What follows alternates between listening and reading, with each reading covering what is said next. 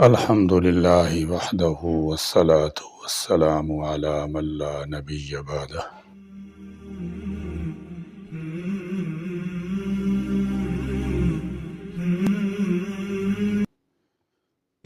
عزیز طلبہ، آپ لوگوں کو صرف عالم نہیں بننا بلکہ دین کا سپاہی بننا ہے۔ عام لوگوں کی ملازمت میں اور سپاہیوں کی ملازمت میں فرق ہوتا ہے۔ عام لوگوں کی ڈیوٹی 6 گھنٹے 8 گھنٹے ہوتی ہے، بعضوں کی اس سے کم 4 گھنٹے کی ہوتی ہے، لیکن جو ملک کا پہرے دار ہوتا ہے، فوجی ہوتا ہے، اس کی ملازمت 24 گھنٹے کی ہوتی ہے۔ حکومت جب بھی چاہے تو اس کو پابند کر سکتی ہے کہ آپ کو چھٹی نہیں ملے گی، آپ کو مسلسل 24 گھنٹے اس ملک کے لیے تیار رہنا پڑے گا۔ مسلم معاشرے میں عالم کا مقام بھی یہی ہے۔ عالم کے کام کا کوئی وقت نہیں کہ مدرسہ 6 گھنٹے ہے یا 8 گھنٹے، تو ہم نے 6 گھنٹے پڑھا لیا، ہمارا کام ختم ہو گیا۔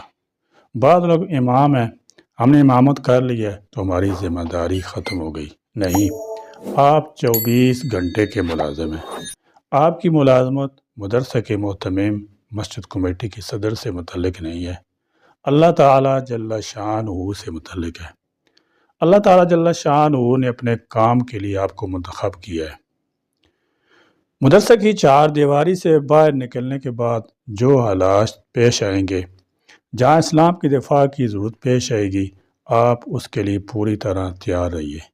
جیسے فوج اپنی بیرکوں سے نکلتی ہے تو تیار ہو کر نکلتی ہے، تو اسی طرح آپ کو بھی یہاں اپنے آپ کو تیار کرنا ہے۔ اس مختصر وقت میں ایک بات یہ عرض کرنا چاہتا ہوں کہ آپ درسیات میں محنت کیجیے۔ آپ کتابوں کی عبارت کو حل کرنے کی اپنے اندر صلاحیت پیدا کیجیے۔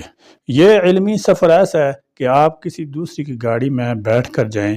کسی شخص نے آپ کو اپنی گاڑی میں بٹھایا کہ آئیں، میں آپ کو اندر تک چھوڑ دیتا ہوں، ریلوے اسٹیشن چھوڑ دیتا ہوں، ایئرپورٹ تک چھوڑ دیتا ہوں، آپ کے گھر تک چھوڑ دیتا ہوں۔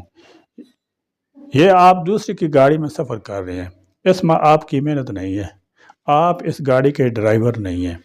استاد نے تیاری کی، استاد نے محنت کی، استاد نے آپ کو سمجھایا، استاد نے آپ کو پڑھایا، جتنا آپ اس کو جذب کر سکے استاد کی بات کو آپ نے اپنے ذہن میں محفوظ کیا، لیکن اس سے آپ کے علم میں پختگی پیدا نہیں ہوگی، خود اعتمادی پیدا نہیں ہوگی۔ جیسے آپ ڈرائیور کے ساتھ بیٹھ کر یہاں سے اندر 100 دفعہ بھی چلے جائیں، اس سے آپ ڈرائیونگ نہیں سیکھ سکیں گے۔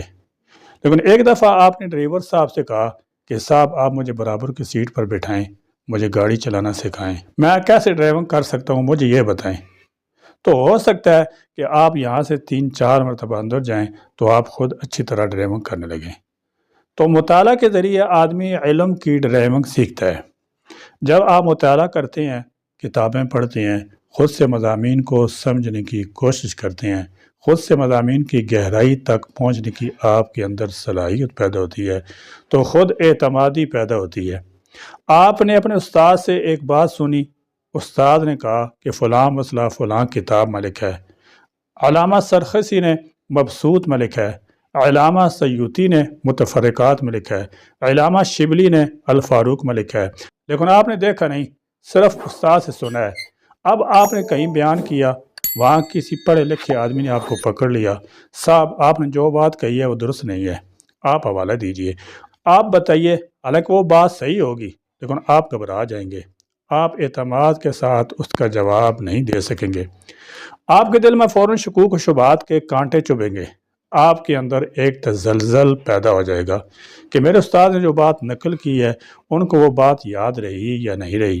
تو براہ راست مطالعہ سے آپ کے اندر خود اعتمادی پیدا ہو جائے گی، اس لیے آپ لوگ اپنے اندر مطالعہ کی صلاحیت پیدا کریں۔ کتابوں کا مطالعہ انسان کے لیے لازم اور ضروری ہے۔ بغیر مطالعہ اور کتب بینی کے انسان کی صلاحیتیں نہیں نکھرتی ہیں۔ کتابیں انسان کی بہترین ساتھی اور دوست ہیں، اس لیے کہا گیا ہے کہ زمانہ میں بہترین ہمنشین کتاب ہے۔ کتابیں زندگی کسی لمحے میں یہ آپ کو اکیلا نہیں کرتی۔ اگر آپ دنیا کی غموں اور جمیلوں سے چھٹکارا چاہتے ہیں تو مطالعے کا تو ان کتابوں کا اور نہ بچھونا بنا لیں۔ آپ کی زندگی آسان ہو جائے گی۔ کتابیں انسان کو نکھارنے میں معاون اور مددگار ثابت ہوتی ہیں۔ یہ مذہبی دینی رہنما ہے، یہ دنیا جہاں کی سیر کراتی ہیں۔ ان کے مطالعہ سے اخلاقی تربیت ہوتی ہے، شعور و آگہی اور فہم و فراست میں اضافہ ہوتا ہے، عقل کی گرہیں کھلتی ہیں، انسانی شعور میں پختگی آتی ہے، نئے نئے تجربات حاصل ہوتے ہیں، اپنا نفع و نقصان کو سمجھنا آسان ہوتا ہے۔ اس کا مسلسل مطالعہ نہ صرف علم میں اضافہ کرتا ہے بلکہ بات کرنے میں روانی آتی ہے۔ یہ انسان کو تنگ نظری سے نکالتی ہیں اور زندگی کا مقابلہ کرنے کی ہمت دیتی ہیں۔ کتابیں ان خاص نعمتوں میں سے ہیں جو بچپن میں تعلیم کا ذریعہ، جوانی میں رہنما، بڑھاپے میں تفریح اور تنہائی میں بہترین دوست ہیں۔ اس لیے اسلام نے سب سے زیادہ زور علم پر دیا ہے اور فرمایا رب زدنی علما، بار الہ میرے علم میں اضافہ فرما۔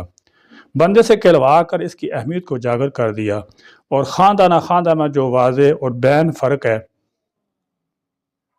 اس کو یہ کہہ کر واضح کر دیا کہ کیا جو لوگ جانتے ہیں اور جو نہیں جانتے برابر ہیں۔ مراد یہ ہے کہ قطعاً برابر نہیں، زمین آسمان کا فرق ان دونوں میں ہے۔ ایک حدیث میں تو یہ مضمون وارد ہے کہ آقا مدنی صلی اللہ تعالی علیہ وسلم فرمایا میرا وہ دن سب سے نامسعود اور نامبارک سمجھا جائے گا جس دن میرے علم میں کوئی اضافہ نہ ہو، اور وہ دن یوں ہی خالی گزر جائے گا۔ قرآن مجید میں اتنی لکھنے پڑھنے کی تاکید آئی، قسم کھائی گئی، دنیا کا کوئی مذہب ایسا نہیں ہے جس میں قلم کی اور اعلیٰ تعلیم کی قسم کھائی گئی ہو۔ نون والقلم وما یسطرون، آپ پر جب وہی نازل ہوئی اس میں صرف قرات کا ذکر نہیں آیا بلکہ علامہ بالقلم، علم کا جو وسیلہ اور ذریعہ ہے وہ قلم ہے، جس کے ذریعے کتابیں لکھی جاتی ہیں، جس کے ذریعے علم ایک شخص سے دوسری شخص کی طرف، ایک نسل سے دوسری نسل تک منتقل ہوتا ہے۔ اس کا اللہ تعالیٰ نے پہلی آیت میں پہلی وہی میں ذکر فرمایا ہے، اور رسول اللہ صلی اللہ تعالی علیہ وسلم کا ہم نے کتابت کے فن کو اور لکھنے پڑھنے کے فن کو عام فرمانا ہے۔ ایک بڑے مصنف ہیں، انہوں نے لکھا ہے کہ جب حضور اکرم صلی اللہ تعالی علیہ وسلم مکہ میں پیدا ہوئے تو پورے مکہ میں 9 آدمی ایسے تھے جن کو لکھنا آتا تھا، اور جب مدینہ شریف آپ تشریف لائے وہاں کچھ یہودی لکھنا پڑھنا جانتے تھے، تو 11 یہودیوں کو لکھنا پڑھنا آتا تھا اور لکھی ہوئی چیز کو پڑھنا آتا تھا۔ لیکن حضور اکرم صلی اللہ تعالی وسلم کی برکت سے یہ بات مشہور ہے کہ 40 آدمی وہی لکھنے والے تھے۔ اللہ کا کلام اترتا تھا تو املا کرانے اور لکھانے والوں کی تعداد 40 تھی۔ عزیز طلبہ، امام اوزاعی بڑے فقیہ گزرے ہیں، انہوں نے فرمایا کہ کثرت تصنیف اس امت کے معجزات میں سے ہے، امت محمدیہ کے معجزات میں سے ہے کہ اس امت میں دین کے موضوع پر کتابیں لکھنے کا کام، تصنیف و تالیف کا کام بہت زیادہ ہوگا، اور اس کی مثالیں آج ہمارے اور آپ کے سامنے ہیں۔ مسلمانوں نے قرآن حدیث پر، رسول اللہ صلی اللہ تعالی وسلم کی سیرت پر، احکام شریعت پر، ان سے جڑے ہوئے تمام امور پر کام کی ہیں اور کتابیں لکھی ہیں۔ اس کا عشر عشیر بھی کسی دوسرے مذہب میں نہیں ملے گا، یہ اس امت کی کرامات اور معجزات میں سے ہے۔ اس لیے سلف صالحین ہمیشہ مطالعہ کا کام کی کرتے تھے۔ ابن شہاب زہری بڑے محدث تھے، جو درجہ صحابہ میں حضرت ابو ہریرہ کا ہے وہی درجہ تابعین میں ابن شہاب کا علم حدیث میں ہے۔ بڑے مصنف تھے، مطالعہ کا اتنا شوق تھا کہ انہوں نے اپنی بہن سے معاہدہ کر رکھا تھا کہ وہ میرے کھانے کے وقت آئیں گی اور میں کتاب پڑھتا رہوں گا اور تم میرے منہ میں لقمے ڈالتی رہنا۔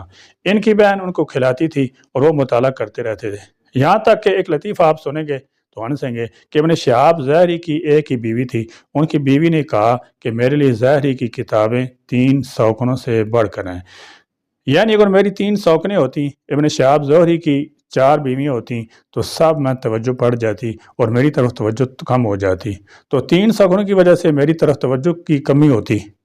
اس سے کہیں زیادہ میں ابن شہاب زہری کی کتابوں کی وجہ سے قلت التفات کا اور بے توجہی کے شکار ہوں، کیوں مطالعہ کا اتنا شغف تھا انہیں۔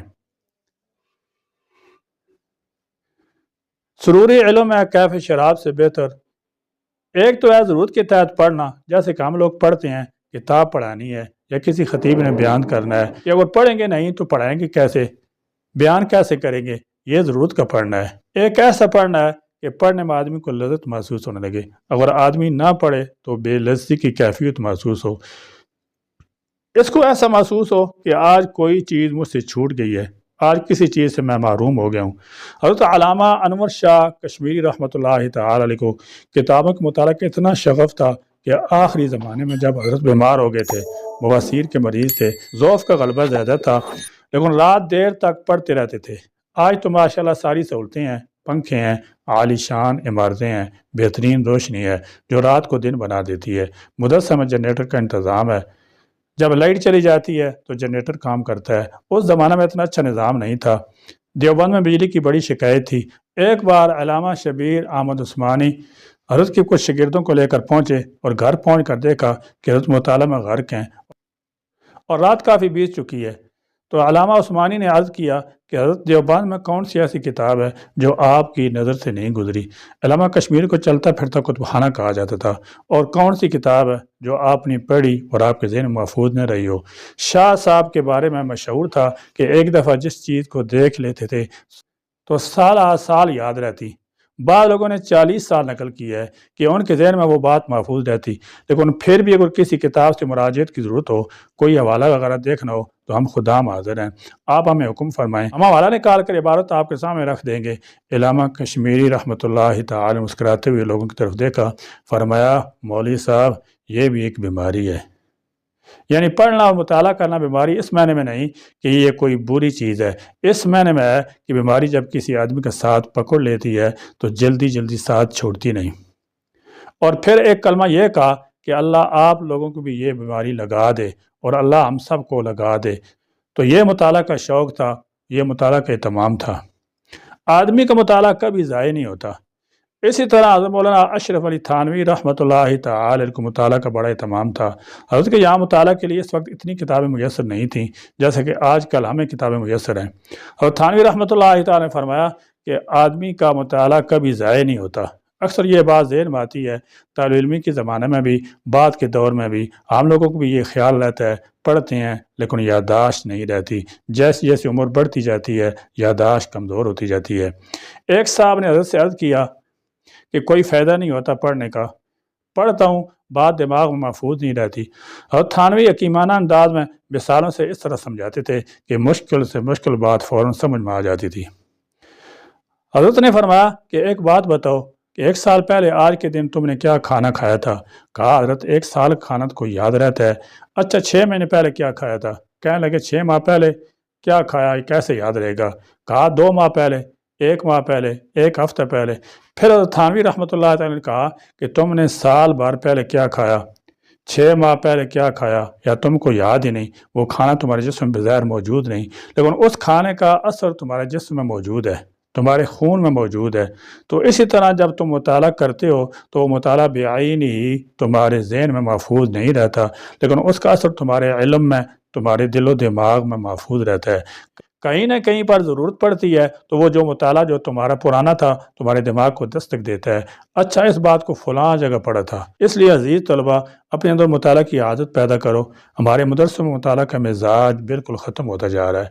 مطالعہ کا ایک حصہ رکھو اپنی درسیات کے لیے، ایک حصہ رکھو دوسری دینی معلومات کے لیے۔ جیسے اس وقت ضروری ہے کہ آج کل جو فرقے باطلہ پیدا ہوئے ہیں، ہمیں معلوم ہونا چاہیے کہ سماج میں کیا کیا فتنے پیدا ہو چکی ہیں۔ معلوم ہونا چاہیے کہ ایک آدمی ڈاکٹر ہے اور جو بیماری سماج میں پھیلی ہوئی ہے اس سے وہ واقف ہی نہیں ہے، تو سوچئے وہ ڈاکٹر علاج کرنے کے لائق ہے؟ اس لیے ایک حصہ آپ کے ان چیزوں کے مطالعے کے لیے ہونا چاہیے، ایک حصہ آپ کا درسیات کا مطالعہ ہونا چاہیے۔ ایک ایک لفظ پر آپ رک رک کر دیکھیں اور سوچیں کہ اس لفظ کا کیا معنی ہے۔ فوراً استاد کے پاس کتاب لے کر مت پہنچیے، خود سے حل کرنے کی کوشش کیجیے۔ یہ مشکل لفظ آیا ہے، اس کا معنی کہاں ملے گا؟ فلاں لغت میں ملے گا، قرآن مجید میں یہ لفظ آیا ہے، اس کا معنی میں نے اب تک نہیں پڑھا ہے۔ قرآن مجید کی لغت پر بھی بہت ساری کتابیں ہیں، اس کتاب میں آپ نے جا کر دیکھا، جب کوئی چیز آپ سے حل نہ ہو سکے تب استاد سے پوچھیے، ورنہ ہمیشہ آپ کو دوسری کا ہاتھ پکڑ کے چلنے کی عادت ہو جائے گی۔ تو ایک حصہ درسیات کے مطالعہ کا اور ایک حصہ اسلام کے متعلق اور ان معلومات کا مطالعہ جن کی آپ کو آئندہ ضرورت پیش آئے گی، جو اپنے ارد گرد میں دیکھ رہے ہیں۔ لیکن ہماری بے بسی کا حال یہ ہے کہ ہم وقت کے ساتھ ساتھ خود کو تبدیل کرنے میں اہم پہلوؤں سے نظریں دور کیے ہوئے ہیں۔ اس میں کوئی شک نہیں کہ آج کے دور کا تقاضا جدید لوازمات زندگی ہیں، لیکن علم کی طلب کے تناظر میں ہمارا تعلق تو کتابوں کے ساتھ تھا، جو اب ناپید ہو رہا ہے۔ ان کی جگہ آج اسمارٹ فون نے لے لی ہے، جس میں ایک بے ہنگم ٹریفک کی طرح معلومات کا انبار ہمارے ذہنوں میں ڈالا جا رہا ہے، جس کا ہمیں صحبت سالے درست نظریہ نہ ہونے کے سبب سے خاطر خواہ فائدہ نہیں ہو رہا۔ اور پھر کتاب تو ہمیں ایک حوالہ مہیا کرتی ہے جو ہمیں اپنی گفتگو میں کسی کے سامنے رکھ سکتے ہیں، جبکہ انٹرنیٹ پر موجود معلومات کسی وقت بھی ڈیلیٹ یا تبدیل کی جا سکتی ہے۔ مطالعہ روح کی غذا ہے۔ جیسے جسم کو زندہ رہنے کے لیے خوراک کی ضرورت ہوتی ہے، اس طرح روح کو سیر کرنے کے لیے اس کے علاج کا مفید مطالعہ اہم کردار ادا کرتا ہے۔ جن انبیاء کرام علیہ السلام پر کتابیں نازل ہوئیں، ان کو پڑھیے، سمجھیے اور اس پیغام الہی کو دوسروں تک پہنچانے کے لیے طریقہ کار بھی سکھایا گیا ہے۔ اب سوال یہ ہے کہ کن علوم کا مطالعہ کیا جائے، جس کا جواب یہ ہے کہ ایک تو ہم درسی کتب کا مطالعہ کریں، پھر جو ہمارا ذوق ہے اس کے مطابق مفید علوم پر مبنی کتب کا مطالعہ کریں۔ سب سے اہم یہ ہے کہ ہم قرآن مجید، سیرت رسول صلی اللہ تعالی وسلم کے مطالعے کو اپنی عادت بنائیں۔